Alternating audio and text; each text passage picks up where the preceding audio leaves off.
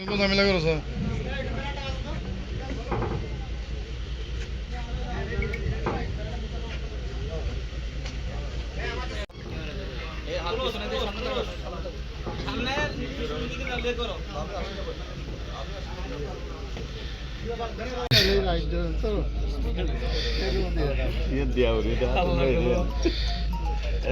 Mobile check করলে তো নেই যাবো না সামনে যাবো, একটু সামনে যাবো।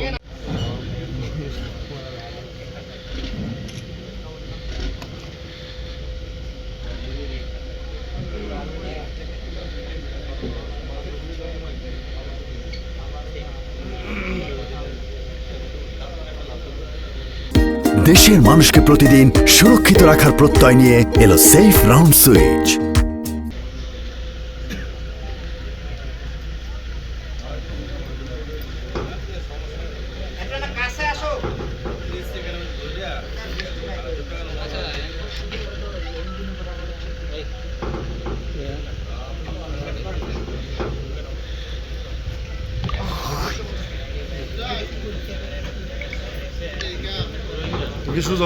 একটি ফিশিং বোটে তল্লাশি চালিয়ে অবৈধভাবে শুল্ক কর ফাঁকি দিয়ে মায়ানমারে পাচারের উদ্দেশ্যে বহনকৃত প্রায় 5,50,000 টাকা মূল্যের 900 বস্তা সিমেন্ট ও পাচার কাজে ব্যবহৃত বোটসহ 13 জন পাচারকারীকে আটক করা হয়।